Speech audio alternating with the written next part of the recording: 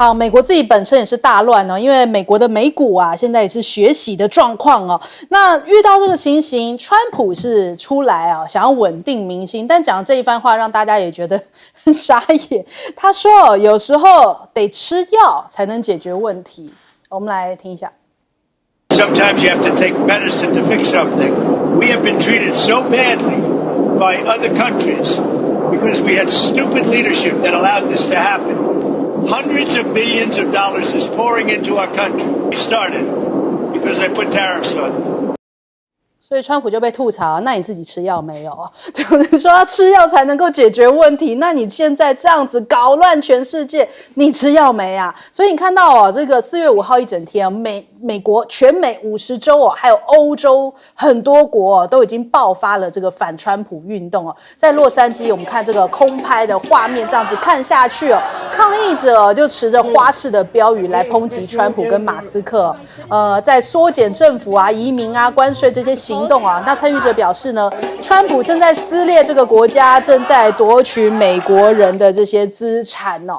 那是不是川普这次也会逼到动用国民兵来这个压下来所有抗议的声音呢？那更可怕的是哦，其实也出现了一个末日消费景象哦。美国人现在已经在疯狂囤货，包含了家电、汽车啊，然后食品、杂货，甚至医疗用品啊，因为药品说也要涨关税嘛，所以有些人担心啊，接下来药会不会很贵啊，会断啊，所以现在开始全面性的在进行囤货跟抢货模式，很多的货架都出现了这个空货潮，所以他们不是在卖场抢货，就是在街头抗议啊，所以整个美国已经出现了一个乱局啊。那我们看到很多这些金融界人士啊、科技界人士啊，他们当初都有抖内给川普啊，就是他在这个就职典礼的时候有抖内，结果后来还是被血洗哦，他们就赶快组团一起去到了这个海湖庄园，要见川普，要给他教育啊，让他知道这个常识问题啊，这个关税这样子搞不行的呀。那人家就讲说，哇，这时候就看到老谋深算的是谁？还是这个股神巴菲特哦。你看到这亿万富豪们哦，身家都缩水，只有巴菲特啊，他的身价反而是增长了234亿美元，大概是7000多万台币哦。因为他早就在之前告诉大家啦。现金为王，满手的现金哦，他就说先不买股票哦，所以当时他就是不是已经预料到目前川普这个状况了？那还有人家在讽刺啊，就说这次对等关税竟然还连这个企鹅栖息的荒凉之地都没有放过，就对企鹅科了关税，所以大家就开始做梗图啊，就说企鹅前往白宫抗议哦，还有企鹅被科关税是因为没有跟川普跟范斯说谢谢，然后企鹅持着大刀要对应关税，我就想说这个网友都看不下去，为什么连这种企鹅住的地方你都要科对等关税呢？到底是怎么回事哦？那所以现在连他们自己本身内部的内阁其实都出现了矛盾的声音哦。有一说啊，就是说现在目前美国的财长啊，其实贝森特都已经有传出想走人的这种消息哦，因为他觉得这个整个决策过程哦，他是被摒除在外，让华尔街觉得很讶异，就说啊，竟然不是贝森特的意思哦，那到底是谁的意思呢？我们看这个英国卫报就有报道啊，其实他们现在一些内阁的成员在周日纷纷上政论节目要替川普护航啊，但是官员们的口气却不一致哦，安抚的这个状况适得其反。像是这个美国的商务部长啊，卢特尼克就被问及的时候，他就说有没有可能会延后跟这个延后关税，以利跟其他国家来进行谈判，他斩钉截铁地讲说不会延后，也会维持不变哦。但是财政部长跟农业部长却是持相反的观点，所以看起来好像大家的观点并不一致哦。也就是说，内阁可能不见得每个人都了解这个关税执行的状况，有一说是在执行发布之前的几个小时，川普才拍板定案的，所以大家也不是太了解，就这样仓促上路了。那现在马斯克也罕见的公开了这个不支持的声音哦，他是觉得说，这个应该是要跟欧洲建立这个零关税，他就讲说这个纳瓦罗这个政策是完全的错误。那你看到还有一些美国媒体在讲啊。71天已经摧毁了美国30年的霸权哦。川普的这个关税已经显示美国的时代结束了。再来，欧洲也开始持续有出现反击的声音哦。欧盟现在他们投入了这个中国大陆跟加拿大的行列啊，要开始反击川普的关税哦。那他们其实呢，主要是要拿这个美国的科技巨擘来进行一些这个主要关税制裁的对象，连英国也打算要出手哦。就是他们说这个月底前。美国不降10%的基准关税哦，英国就要对美国反苛征关税来进行报复。那英国现在也在讲，现在看起来已经是一个全球化时代的结束了。川普真的是搞乱了全世界啊！我们先来问一下亮哥，你可以看到他这个决策啊，我觉得就是完全按照纳瓦罗的想法在做纳瓦罗还上了电视啊，说哎呀，你们现在买股票啊。那会涨回来到5万点啊，在电视上这样讲，我觉得就是用了疯子当白宫经济顾问啊，结果连贝森特都不知道，所以贝森特就觉得愧对华尔街的同僚嘛，因为他自己有一个基金啊，贝森特的基金大概是5亿7千万，那你刚刚讲到说是不是延缓实施啊？那个人叫做 Bill Ackman。他是伦敦的一个那个潘兴广场基金啊，这是比较大的基金，那他的基金已经暴跌了26%。他讲的意思实际上是很有道理的啊，他就说，这个显然是要跟各国协商才会有最后的结论，对，而且美国的公司安排供应链的调整也需要时间，对，所以你为什么不延缓实施呢？那结果我就去看他下面的留言啊。一大堆留言说这是不可能的，因为川普把这个当作谈判策略。川普的谈判策略我是教过的，他就是极限施压，所以极限施压如果没有得到最好的结果，他是不能退的，退了局就破了。所以中国大陆，我觉得中国大陆很聪明啊，第2天就直接杠上，结果川普现在延缓了3天，奇怪你怎么还没加码？你鲁特尼克不是说只要报复我就加码，那赶快对中国加码啊！中国54%嘛，你赶快给他加到80%啊！你怎么没有加码呢？已经3天了，我还没有看到川普加码。那川普反而讲一些风凉话，说：“哎呀，你只要同意 TikTok 交易啊，我就可以降个20%。”我觉得这里就是证明他是假货了。TikTok 交易关税可以降20%啊，那54%是随便喊的，是不是？所以我才说他是挂羊头卖狗肉，他才不是要关税谈判，不是了。他真正的，实际上已经有人发表文章在福斯新闻哦，那个经济学者叫 Rotner 啊，他说他真正要的就是降息啊，然后今年的国债要解套了，这个才是真的了。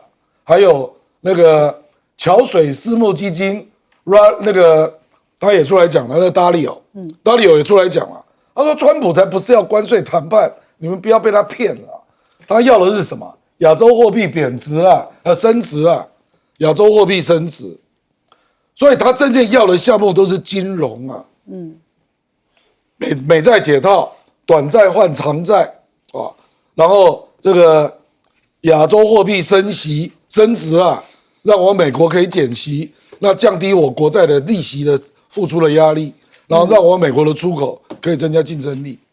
这才是他真正要的。好，来请教季老师。事实上，纳瓦罗事实上他所有争议的焦点都集中在他身上，而且我想大概就是说了解白宫内部政策决策的这个过程中的应该都知道就是纳瓦罗，所以马斯克才会把炮口针对他。马斯克出来讲说我要自由贸易、自由市场，然后呢要跟欧盟建立自由贸易关系，然后他直接批评这个纳瓦罗，他说他是自负大于他的智慧。那结果纳瓦罗在电视上讲得非常非常的激动他说马斯克他只是个卖汽车的，他知道不多他应该如何。所以现在事实上在白宫的最高层的这个决策层现在已经显然是分裂了。那到底谁对呢？我想这些就是说在真的就是说学术的这个圈子里面可能跟那个实务的，像马斯克这种人是有很大的差距。那可是这里面有一个投机分子就是 Lutnick， 就是美国的商业部长。事实上，他昨天晚上就被美国媒体访问，美国媒体一开始就说，现在这个情况你们要怎么解决？难道你觉得这个股票如果再跌下去有什么，还会跌多久？你有什么看法？他不回答，他说我们现在面临的是一个国安的问题。哇塞，这很像我们这个我们在台湾这些人什么都是国安问题， 对不对？其实处理不了，搞出烂摊，这是国安问题。他说这个是个国安问题，你难道不知道吗？我们美国长期被这些我们的所有的贸易对象怎么样霸凌，赚我们的钱，我们的什么产业外流，我们的什么都外流，讲了一大堆国安问题。可是对于说你对于面前这个美国的这个股票市场近乎崩盘的这种断崖式的这样子下降，他完全不面对，他自己本身还是华尔街出身的，所以他并不知道问题，只是规避这个问题，而且呢，他是选边站，他是站在什么川普这个政策这一边，讲法也完全跟着，那现实面他讲视而不见。刚刚讲到川普昨天在这个飞机上，他的这个什么空军1号上面，他现在坐飞机都带一瓶记者所以其实对新闻界是非常好的。不过他今天有一个女记者问他说，一问问题他说你是哪个媒体的？他说我是 Bloomberg， 然后他就说下一个，又不会了。他后来说你问太多问题了。那川普事实上对于中国大陆的报复他事实上有一点支支吾吾，我想是出乎他的意料之外。所以呢，他现在知道中国大陆这一击对他整个政策来讲是很重要的一击。而且中国大陆等于率先发难这个情况对美国是很不利的。好，来请教赖老师。我就顺着文吉的话讲因为川普的意思就是说，他可以跟中国大陆达成协议只要那个中国大陆不要赚他那么多钱。那事实上，这个大陆的立场很简单嘛，那我们就回到2018年之前。回到2018年之前，就是大家的关税都回到原来的关税基准。然后我当时承诺会给你多买一些东西，包括你的原油、天然气、你的波音、你的一些农产品，大概2000多亿。当时有签贸易协定，有签这样的一个协议，但是前提是我们的关税要回到2018年之前。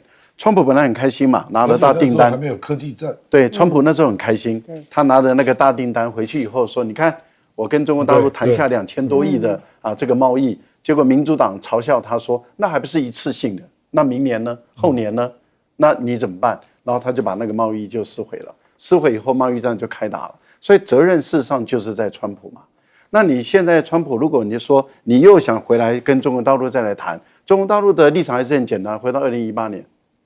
回到2018年之前的时候，所以你的所有的科技战都要取消了，对你的所有的贸易战都要取消了。那我可以订单再给你多买都可以，买3000亿都可以，但是前提是在于我要买的东西你要卖例如说英伟达的这些晶片我要你要卖；台积电的晶片我要你要卖。那你卖不卖？而且这个才是高单价嘛，随便一买就是1000亿嘛。这个才是高单价，不然我买你玉米很难买到1000多亿嘛，对不对？但是我晶片随便一买就是1000多亿，这个问题都不大。问题就在于你川普愿不愿意回来。现在的情况是双方的列车都在开，然后现在川普也说我们愿意达成协议，然后中国就那谁先来谈嘛？所以我觉得大陆的商务部部长在今天就邀请了这个美国的 CEO 还在中国大陆的 CEO 都来开会。开会的时候就谈到说，这一次贸易战不是中国挑起来的，是你美国挑起来的，所以责任在美国，绝对不在中国。我想要明是非、明道理。因此他要求这些 CEO， 你们本身已经是美国的受害者，而且也是全球的受害者，你就直接跟川普说，你再这样搞下去的话，我们也玩不下去。我觉得这个部分里面已经都在动员了，也都在施加压力。好，那问题是来自于说，这个反关税阵营的能不能结成气看起来目前欧洲已经准备要入列了嘛，然后我们也看到了英国说这个月底如果你没有给我10%拿掉，那我就报复了。我觉得现在要考验的就是你英国会不会说到做到，接着你欧盟能不能尽快的达成共识，然后开始反击。好，我们先休息一下，广告之后马上回来。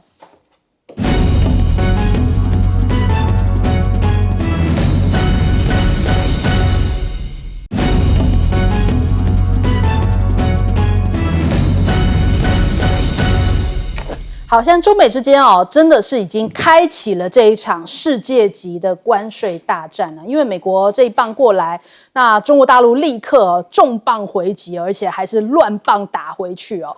那我们来看看这个川习会是不是会因此受到影响？因为现在目前看起来，华尔街日报在讲说啊，本来是有意两人在6月来举行生日高峰会哦，但是呢，南华早报讲说这个习川恐怕呢，这个现在只是指闻楼梯响，应该不会那么快见面了。那再来，还有人民日报也发声了，就讲说现在面临到这个美国在现有基础加征关税哦，他说天塌不下来哦，随时准备好一些这个降准降息的货币政策，有充分的调整余地哦，就是安定现在目前大陆整体的一个经济局势，已经做好了万全准备啊。那还有一些媒体在讲说，这一次其实中国大陆的稀土反击啊，他们用一句话来形容，叫做直插美国军工的心脏啊，是一个非常精准的反击哦。因为呢，这些稀土哦，这个对于一些美国的一些稀土的公司高管讲，这份清单是经过战略考量的，每一项都瞄准了美国经济的要害，所以真的是把川普给打傻了。这一棒回击的，真的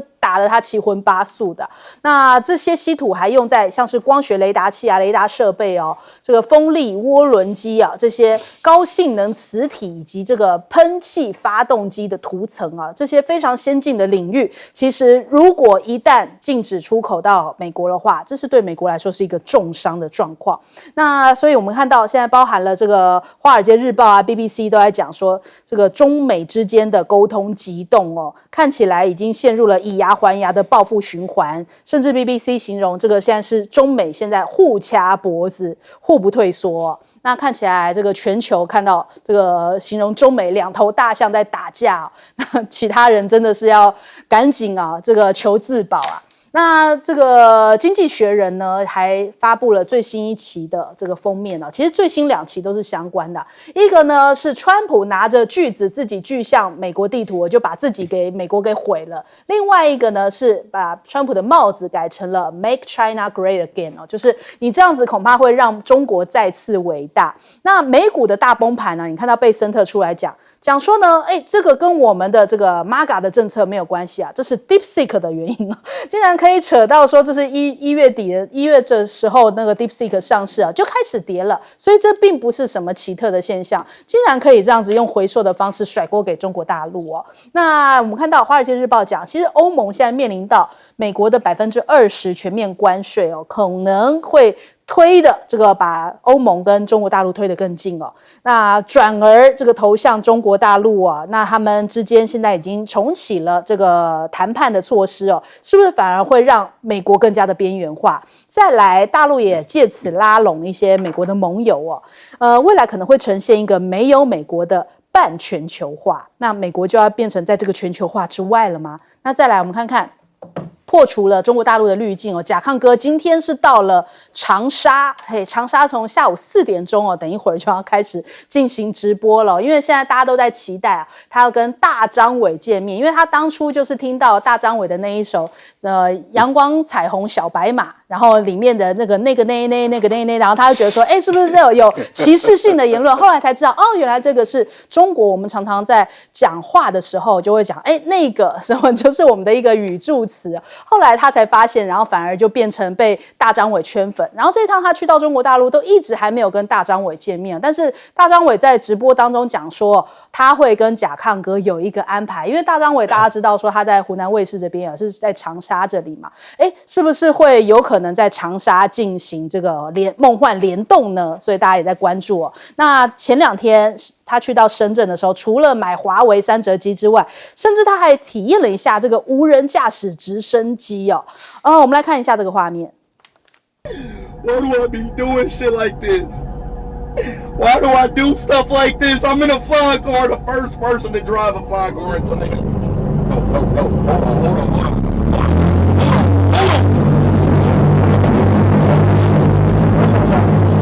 on. Oh my God. 他表情很有戏哦，很有戏。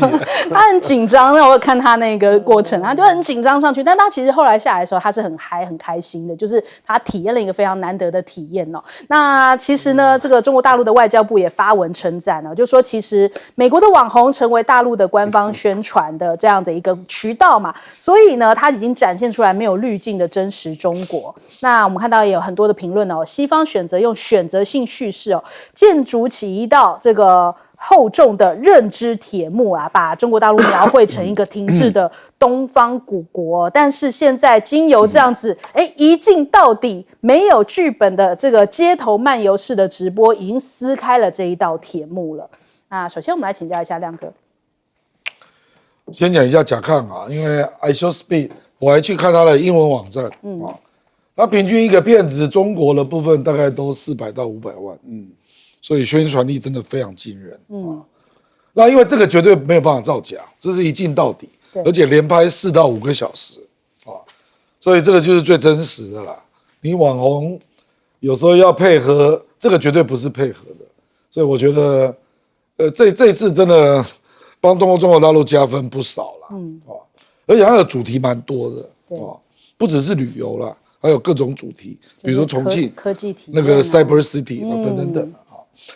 我觉得习近平这一次出这么重的手啊，刚好看出他其实对川普是蛮不信任的啦。我觉得习近平过去拜登任内大概每年都会跟拜登见面啊，他基本上还是把拜登当做一个对手，就是拜登虽然讲话都没有做了啊。可是至少不会胡来啦，大概所以可是他对川普的评价，我认为一定是不高啦，所以才会犹豫再三，为什么不跟他见面？因为我不知道你讲话是不是真的啊，你是不是认真准备好了啊？比如说这次，我觉得中国出这个重手，回击34%，我认为川普真的是有点慌了，所以才会在第3天那边瞎掰啊。你就 TikTok 同意交易，我就给你减个20%。有人这样搞的啊？你这个太不严肃了吧？54% TikTok 成交易就可以减20%，我真的不知道该怎么跟你对话啊。所以我是觉得，如果是这个情况，我坦白说，2个人在近期内见面是难以想象，应该6月都不可能。因为5月9号习近平要去莫斯科嘛，那个时候还有2战的议题，对不对？那现在反而比较热络的，反而是中日韩 FTA 现在就你刚刚讲到的嘛，就是说你导致了美国之外的全球的国家抱团取暖了，大家好歹也增加一点贸易额嘛。你美国，你不要以为你的货品市场很了不起全球也只占13%。我们跟日本、韩国、跟东南亚、跟欧洲多少加一点，搞不好也可以补个5%啊，对不对？所以我是觉得，川普真的太高估自己的能量了啦，所以你看中国跟那个欧盟立场也很硬啊，他说我就针对你的数位服务业还有金融服务业，我来征特别税，这表示也不让啊。然后马克龙出来鼓吹大家，我们暂停对美国投资，也不让啊。对，所以，光是中国这样挺住我觉得跟欧洲如果也挺住了，那就会形成另外一个圈子嘛。对。所以我觉得这个戏还有得看啊，还有得看。而且很多民间都已经开始在抵制美国货了，比方说什么麦当劳啊、iPhone 啊，什么开始已经这是民间层面的抵制出现了。我们来问一下介老师。上个礼拜，包括美国还有西欧的欧洲各大城市反川普示威，都是万人钻动啊，非常的轰动啊。对，这只是刚开始而已。欧洲跟美国的自由派现在已经联手啊。对不对？这是真正民主政治的基础，就是人民嘛。那所以你已经看到，其实就是说，连这个跟美国关系最深的历史还有这种战略安全经济最深的欧洲，其实它现在都已经跟美国关系松动了。那松动的话，将来它一定是跟中国走得比较近嘛。因为这个冯德莱恩已经几个月前就说了，这个所谓的投资协议中欧投资协议是可以重新开启的，已经有这个声音了那这是系统性的改善关系。那亚洲的话，你看这个石破茂基本上是属于这个田中角荣这一派的，他们对中日关系看法不一样。对，那另外一个就是说，最近尹锡悦下台了，他的支持者拿着美国国旗上街示威有什么用？对，他的支持者说我们被美国出卖了，美国没来救我们。对，所以就是说，再接下来就是东北亚了，那东南亚更不要说了。东南亚，美国积极拉拢的越南，现在被课了46%的税。你这越南还敢相信你美国吗？被伤的最深，对不对？南亚的话，你看这个莫迪不是都已经政策都改了吗？都在慢慢都在改变哈，所以中国大陆其实会慢慢会有很多国家的期待哈，都会加到中国大陆。那对中国大陆这一次这个决策，我觉得它40小时之内就出来啊，其实它老早就已经有备案了。对。那这个政策要制定的话，一定利弊，他都已经做过很深入的分析了，不是这种什么一时之起啊。我觉得他考量有多点，第一个就是说这个正好对中国大陆最期望的国内的经济转型结构转型这是一个外来的助力，因为中国大陆一定要加强所谓这个内引擎、内需引擎，这个可能是一个外来的助力。把这个海外对尤其美国市场的依赖把它减轻，当然要一些调整一些调试的时间。第二个就是说，他要借这个机会给川普一记重击。事实上除了在经贸上展现决心之外也让川普知道你如果说要进一步怎么样挑战中国的这个核心利益的话中国大陆绝对是完全是不会做任何示弱，而且是加强反击。比如说台海的问题，以及南海的问题，这个都会影响到川普对于中国的这个所有的这种反应的认知，改变他对于中国的刻板印象。那第三个就是说，它可以提升中国大陆它这样一做可以提升在中国大陆在国际社会、国际政治中心的这个地位跟影响力。因为中国大陆40小时我根本就不把你美国的这些制裁当一回事。表示自己的实力够你这个不是虚的，你有实力。那这个实力事实上很多国家还不太敢这样做，连欧盟到现在都不敢这样做，应该还在开会。所以我觉得对中国大陆来讲的话，这是一个历史性的转捩点。我觉得也就是说东升西降讲了半天这一次这个做法这是最具体的一次。硬气。对，具体。好，赖老师。国家领导人的对话或是达成协议必须要可靠的要能够稳定的但是如果说这个国家领导人是翻来覆去的，那我跟你讲话意义在哪里？而且呢现在谈好了，你回去又翻脸了，那这个我花时间跟你谈干什么？所以我觉得对大陆来讲不急着跟你川普见面最主要就是说我不信任你，你不可靠，你不稳定，你像小孩子一样很幼稚所以一定要是幕僚都谈好，而且纸本都要写好。可是连纸本我都很难信任，因为你可能回去就撕毁了。这样的一个人，坦白说，以这样的一个川普来说，谁能信任他？普丁也不信任他。你看泽连斯基也不信任，翻来覆去，到现在矿产协议还没签，又要回来了。你就可以知道，大家都不信任他，因为都知道这个人言而无信，然后一张嘴这个。变来变去，然后随便改来改去，所以大家也不知道该怎么跟这个人打交道。德国有个主流媒体之一，他的预判、他的观察，实际上他派了北京特派员在中国大陆，他就认为说这场战争大陆是必定赢的，美国是一定输的。他的逻辑很简单，他的观察是认为说中国大陆早就预判了，美国不管是民主党拜登如果是继续执政，就是说民主党的这个贺锦丽赢了。继续执政，他继续会跟中国大陆打贸易战跟科技战。如果川普赢了，一定还是会继续打贸易战。所以他的观察是认为说，大陆的领导阶层早就已经确定，美国一定会跟他这样打，所以他已经在做准备了。那他这个准备已经花了很多年那这包括所有的高科技被卡脖子的这个这些科学技术，全部都是要自力更生，要能自给自足。然后他发觉就是说，中国大陆的成效实在是太快了，所以这么短时间内，他被卡脖子的领域跟空间是越来越小，所以他自己能够解决的问题是越来越大了。因此，他越来越有底气，越来越有自信。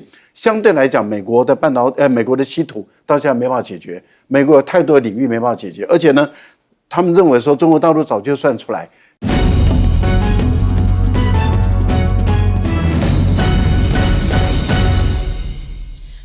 欢迎收看《新闻大白话》，我是主持人翟轩。马上欢迎一下这个阶段加入我们讨论来宾，前大使谢文吉，翟轩好，各位朋友大家好。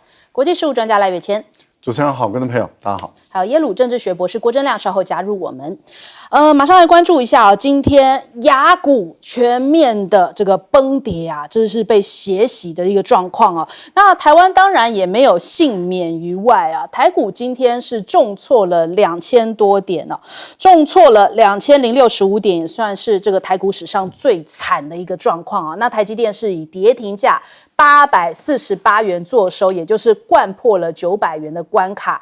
那甚至包含了新台币也是出现了大贬的情况，大贬了1.2角哦。这样子的崩盘情况啊，其实是开盘就直接打入到了跌停哦，台积电就直接跌停锁死啊。那这个下跌了94点，所以很多股民哦是套在了这个高山上面啊。很多股民是在1000元的时候进场哦，甚至是接近1000元900多块的时候，老柯的时候之前叫大家赶快啊，这个逢低买啊，结果现在住了套房哦。那再来我们看到了这个陆港股同样也是这个暴跌的状况哦，恒生指数呢跌了9.28点，然后沪指跌了4.46个百分点啊。那这个亚股呢，其实包含了日股啊、韩股啊，通通都是暴跌的状况哦。日股呢，在开盘5分钟就下跌，一度高达了1700点啊。那韩股甚至还触发了熔断机制，一度暂停交易10分钟。所以真的是全面的这个亚股全倒的这种状况，甚至包含澳洲股市也是如此哦。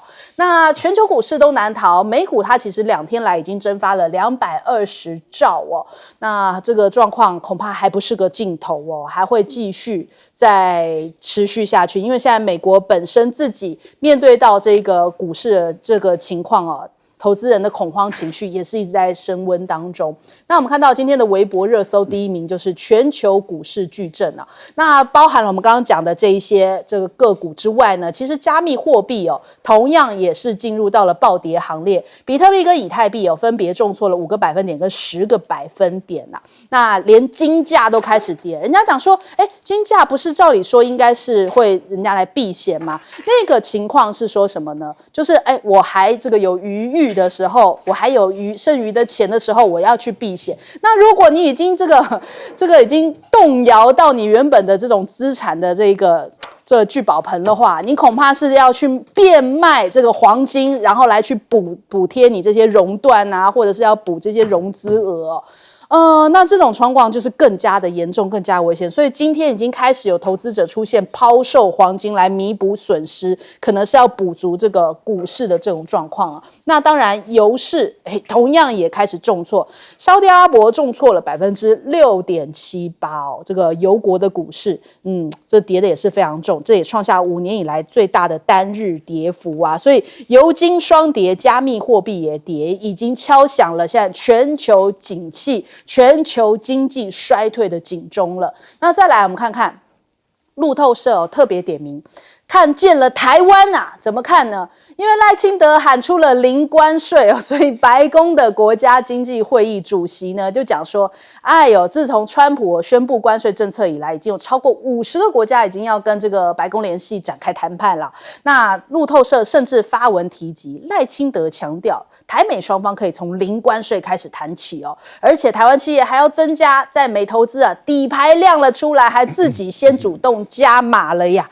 那这样子是有办法让川普对台湾放手吗？或者是心软吗？或者是有谈判余地吗？我们来看看越南的这个例子越南也是停了零关税，结果川普的顾问就跳出来说远远不够，就说这个现在你只是零关税而已，还要跟你再喊加码，所以代表投降没有用啊。投降是让他这个柿子这样捏的软土生绝，柿子捏得更深啊。那再来我们看到了这个美国的总统情报顾问他就讲到啦，他说日本呢可能会是美国先谈判优先的国家，这欧布莱恩讲的啦。然后他说呢，这个华府如今比以往都更加看重这个美日同盟，因为就是台海周边的紧张局势升温所以这个全世界都想要去谈，但是日本可能会是优先的顺位。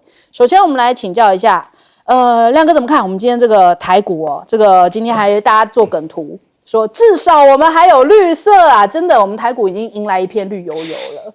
不，还有人做一张梗图更有意思，说我们今天终于达成非红供应链。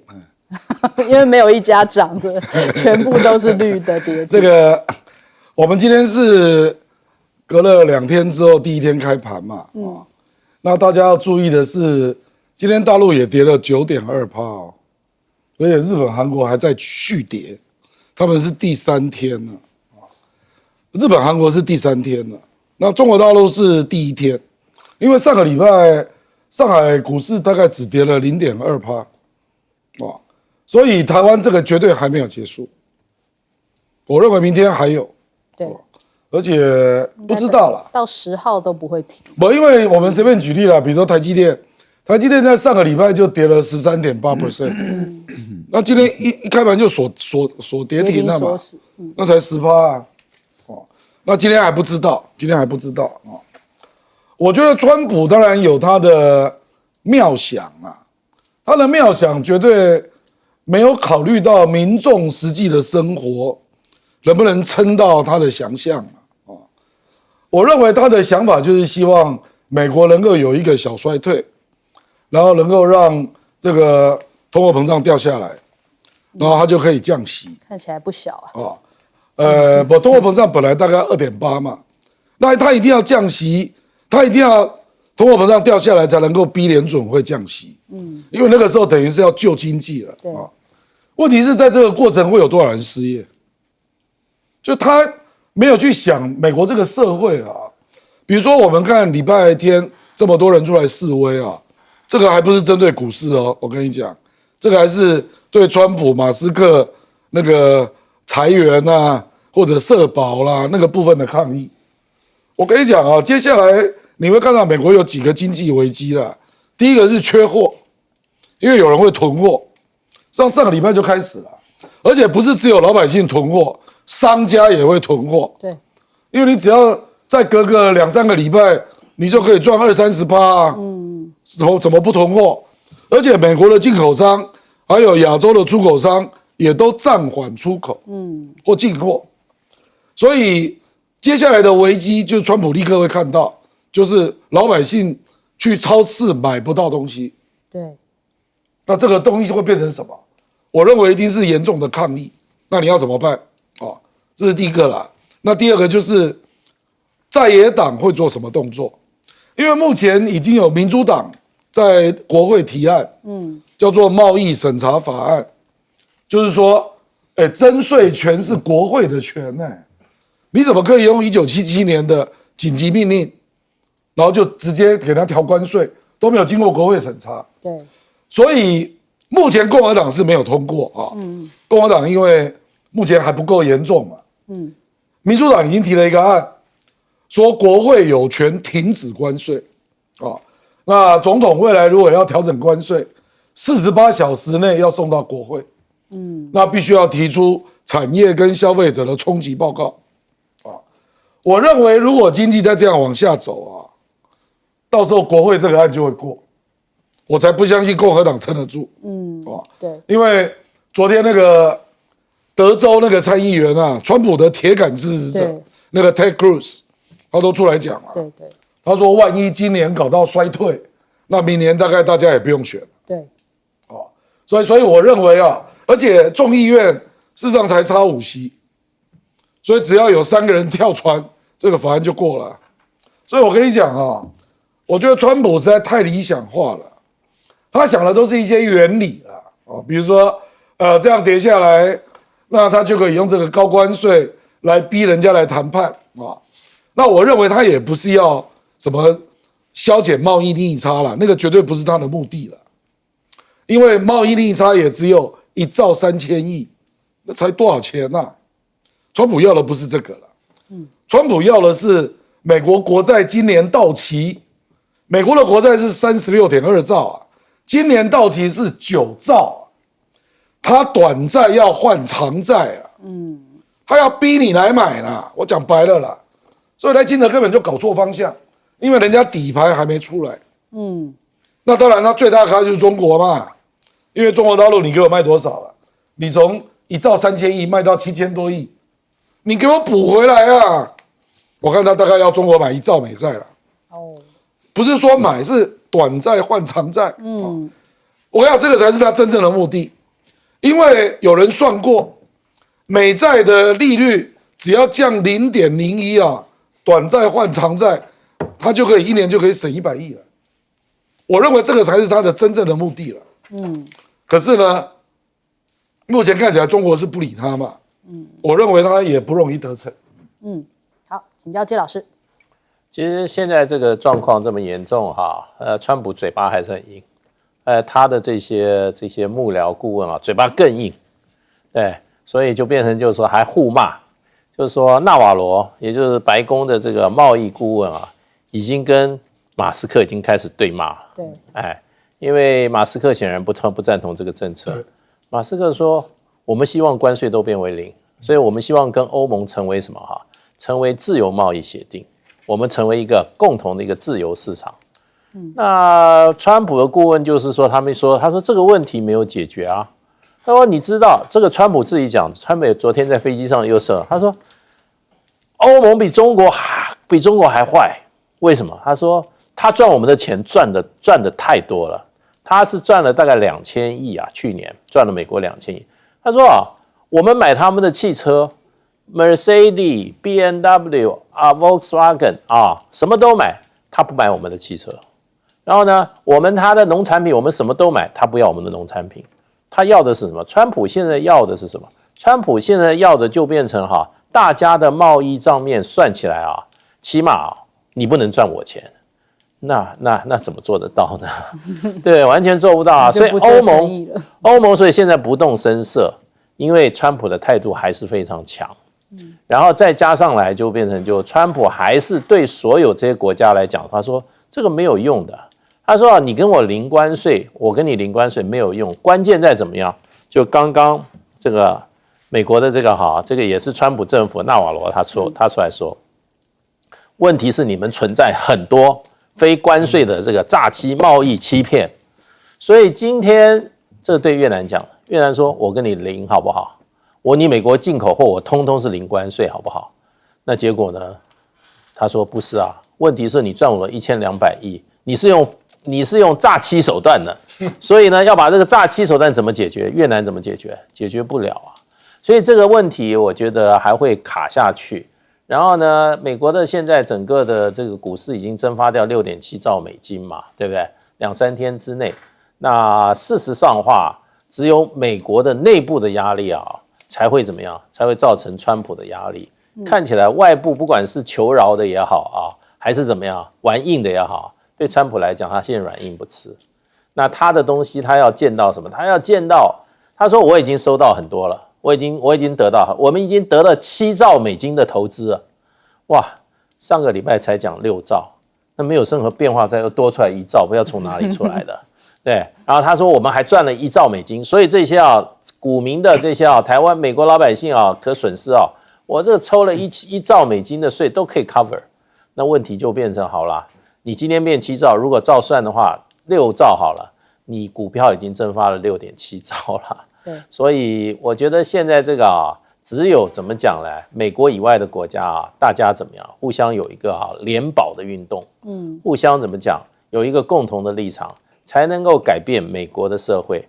然后另外一方面，让美国的这个社会内部的力量去改变川普的这个怎么讲？疯狂的举动，要不然的话，这个经济来讲的话，真的是不太乐观。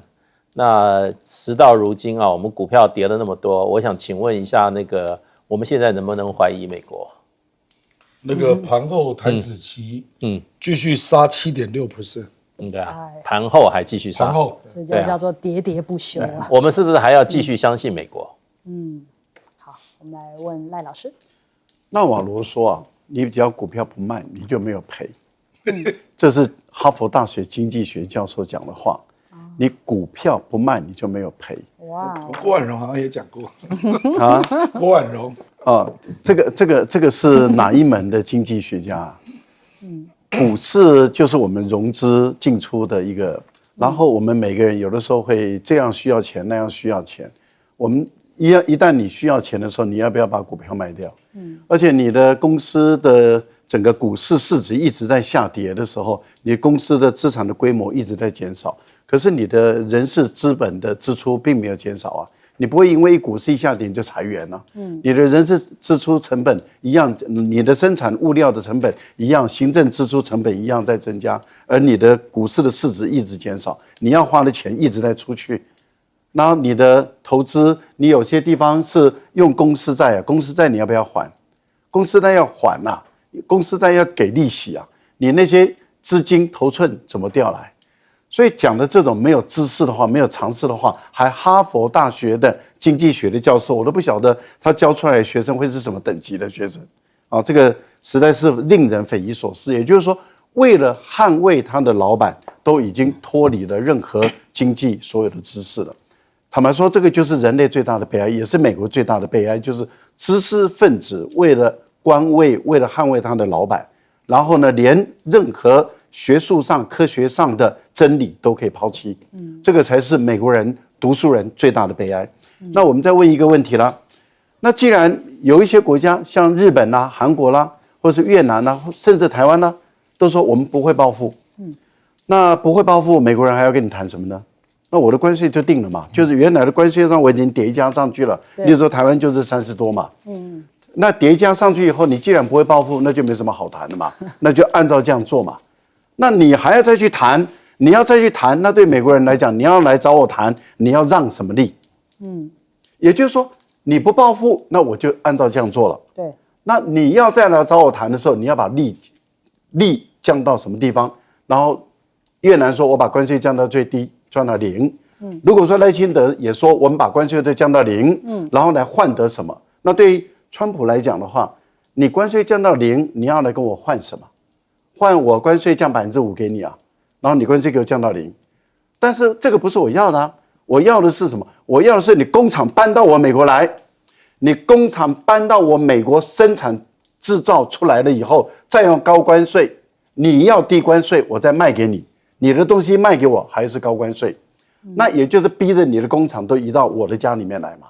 那也就是你要把资金、把技术都移到，把工厂都移到我美国，移到我美国创造我美国的这个制造业，因为我美国的制造业已经没有了嘛，我现在要重新创造制造业，所以你日本、韩国、你台湾都要来。那我们台湾的制造业移到美国去，台湾还剩下什么？所以我是觉得赖清德们，你们把脑袋弄清楚啊！你不要因为越南人这样搞，你就跟他这样搞。川普要的是什么？川普要的就是你制造业给我搬到美国来。我要今天改口，不然你给我一大笔钱也可以。那笔钱怎么给啊？央行啊。所以我们台湾真的只剩下音乐跟润饼了。我们先休息一下，广告之后马上回来。